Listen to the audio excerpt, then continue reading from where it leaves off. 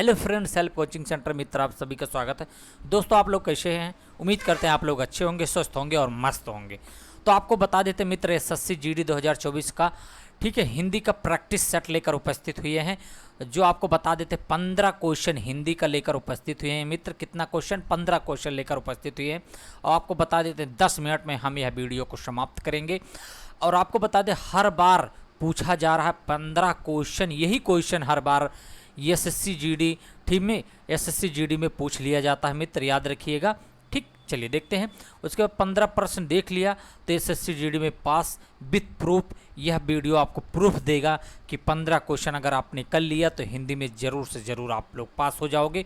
ये मेरा वादा है, खुद का अनुभव हो, याद रखिएगा मित्र। तो देरी न करते हुए क्वेश्चन की तरफ चलते हैं। क्वेश्चन बहुत ही अच्छा क्वेश्चन इंक्लूड किया गया है वीडियो में। लास्ट सेशन तक बने रहिएगा, ज़बरदस्त सेशन होने वाला है, क्योंकि हम 15 क्वेश्चन लेकर उपस्थित हुए हैं आप सबके समझ। जो क्वेश्चन पूछा जाए वही क्वेश्चन लेकर उपस्थित हुए हैं। तो देर न करते हुए क्वेश्चन की तरफ चलते हैं। पहला क्वेश्चन आप सबके समझ मित्र, चलिए। तो मित्र, आप सबके समझ पहला क्वेश्चन दिख रहा है। पहला क्वेश्चन में लिखा गया गाल बजाना मुहावरे का अर्थ क्या होता है। तो 1 नंबर का मित्र क्वेश्चन है, याद रखिएगा। गाल बजाना मुहावरे का अर्थ क्या होता है? तो आपका पहला ऑप्शन है गुस्सा होना, बकवास करना, लड़ाई करना, कम बोलना। तो आपको बता देते हैं गाल बजाना मुहावरे का अर्थ क्या होता है। बकवास करना। गाल बजाना मुहावरे का अर्थ होता है बकवास करना। चलिए नेक्स्ट पॉइंट की तरफ चलते हैं। नेक्स्ट क्वेश्चन आप सबके समझ, चलिए। नेक्स्ट क्वेश्चन, स्त्री पुरुष में, यहाँ पे हाइफन चिन्ह लगा होता है, स्त्री पुरुष में प्रयुक्त समास कौन सा है मित्र? वेरी मोस्ट इंपॉर्टेंट क्वेश्चन, याद रखिएगा।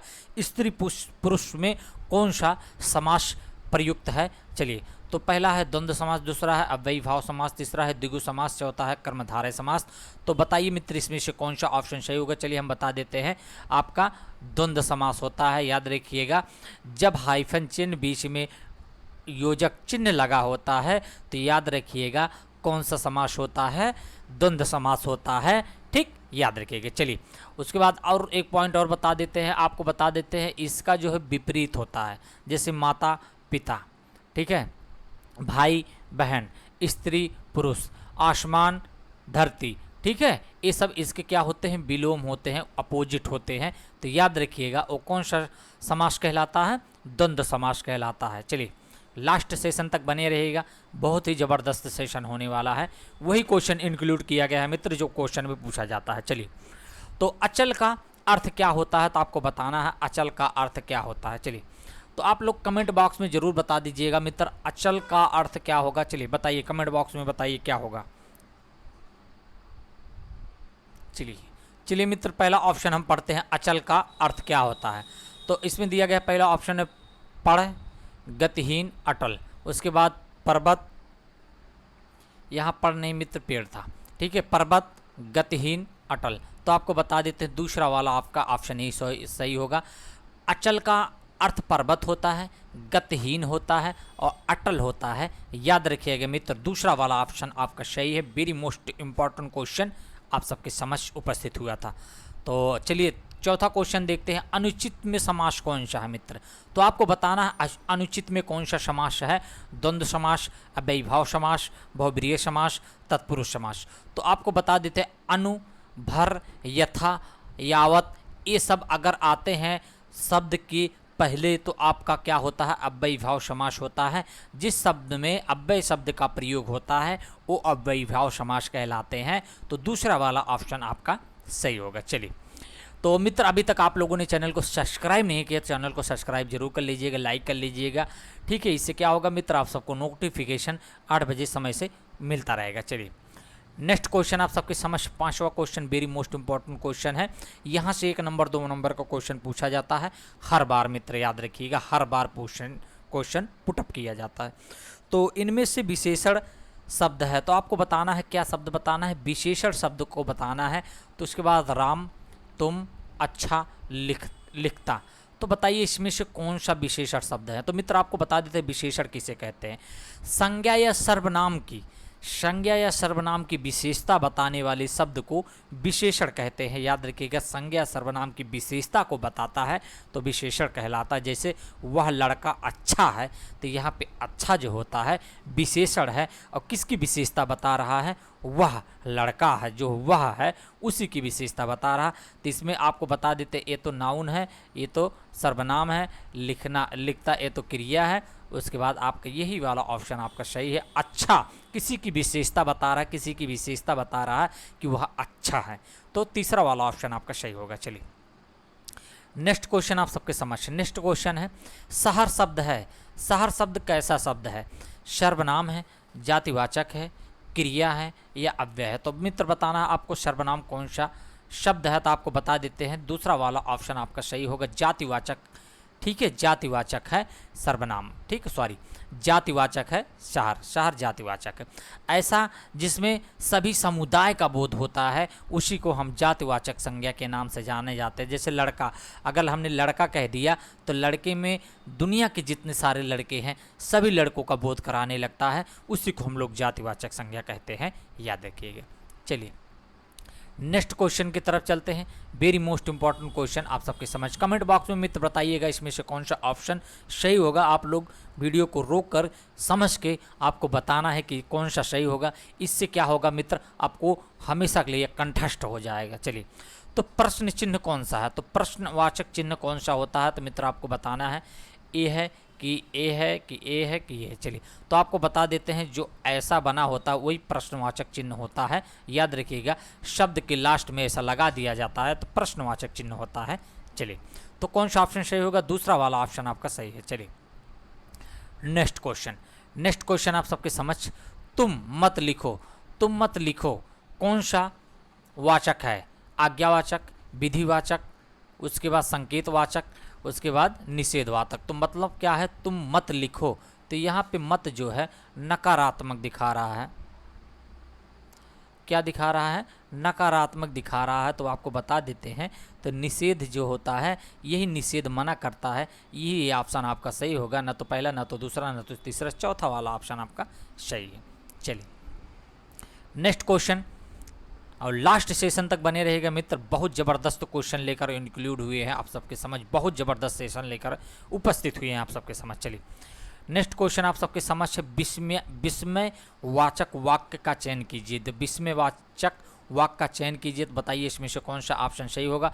मधुर भाषण वाणी का तप होता है, कटु वचन मन को आहत करता है, गंदगी सदैव हानिकारक होता है, छी कितना गंदा है। तो आपको बता देते हैं, ठीक है, विस्मयादि वाचक वाक्य किसे कहते हैं? चलिए बताइए, एक बार पहले बता देते विस्मयादि वाचक वाक्य किसे कहते हैं, उसके बाद आप लोग खुद बता दोगे कौन सा ऑप्शन सही होगा।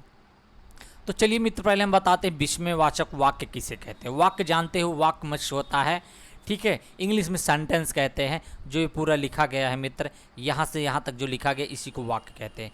तो आपको बता देते हैं, जिस वाक्यों में आश्चर्य, हर्ष, शोक, घृणा जैसे भाव व्यक्त किया जाता है तो उसी को हम लोग क्या कहते हैं? विस्मयवाचक वाक्य कहते हैं। जिसमें क्या कहते हैं? शोक को व्यक्त किया जाता है, घृणा को व्यक्त किया जाता है, किसी के भाव को व्यक्त किया जाता है, तो विस्मयवाचक वाक्य कहलाता है। तो मित्र याद रखिएगा, तो आपको बता देते ना तो इसमें कोई, ठीक है, घृणा किया जाता, ना तो आश्चर्य किया जा रहा, तो आपको बता देते हैं छी कितना गंदा, ठीक है, कितनी गंदगी है। तो इसमें क्या किया जा रहा है? घृणा किया जा रहा है। तो यही वाला ऑप्शन आपका सही होगा, चौथा वाला ऑप्शन आपका सही है। चलिए नेक्स्ट क्वेश्चन। नेक्स्ट क्वेश्चन आप सबके समझ 10वां क्वेश्चन, 5 क्वेश्चन मित्र और है, तो आप लोग लास्ट सेशन तक बने रहिए, ज़बरदस्त सेशन होगा मित्र, ये मेरा खुद का विश्वास है। चलिए, बालिका नृत्य कर रही है, वाक्य का कर्मवाच्य क्या है?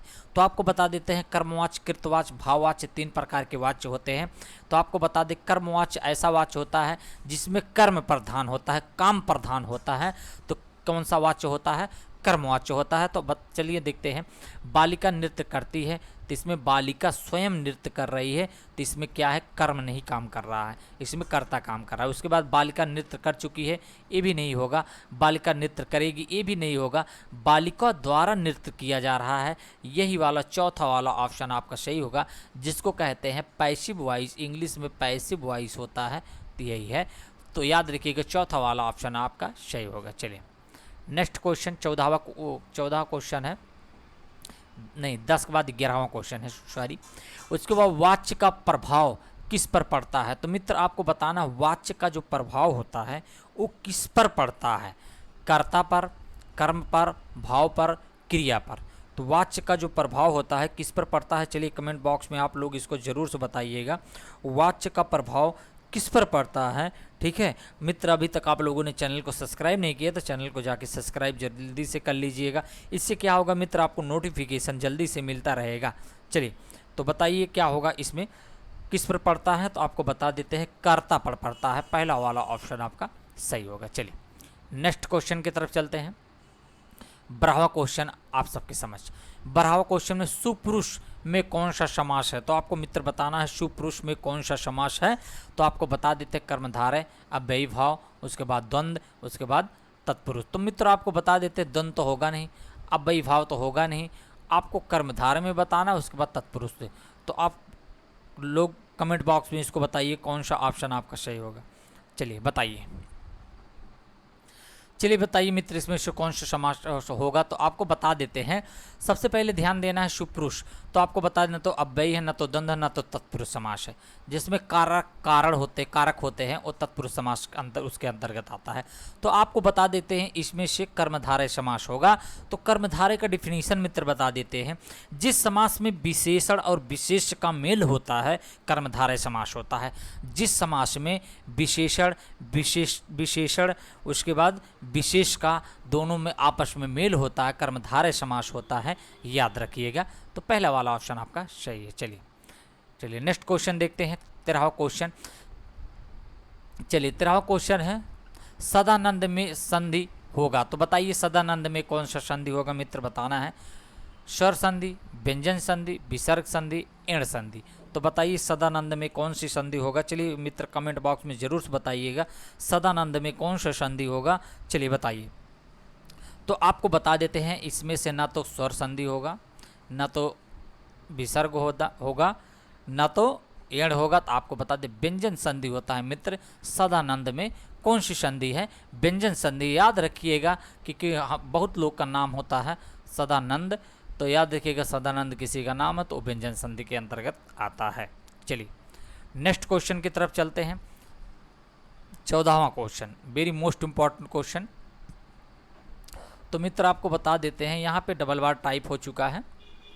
ठीक, तो डबल बार टाइप हो चुका है तो जाने दीजिए। चलिए नेक्स्ट क्वेश्चन देखते हैं, 15वां क्वेश्चन और लास्ट क्वेश्चन मित्र आप सबके समझ। जीभ का पर्यायवाची क्या होता है? तो जीभ का पर्यायवाची वचन होता है, रसल होता है, जी होता है, इनमें से कोई नहीं। तो आपको मित्र बता देते हैं जीभ का पर्यायवाची क्या होता है, रसल, और रसल मिस क्या होता है, जीभ होता है। याद रखिएगा दूसरा वाला ऑप्शन आपका सही होगा। तो मित्र आपको बता देते हैं वीडियो कैसा लगा। वीडियो अगर अच्छा लगा होगा तो आप लोग लाइक, सब्सक्राइब, कमेंट कर दीजिएगा। नेक्स्ट वीडियो लेकर आप सबके समक्ष कल उपस्थित होंगे 8 बजे। तब तक के लिए जय हिंद।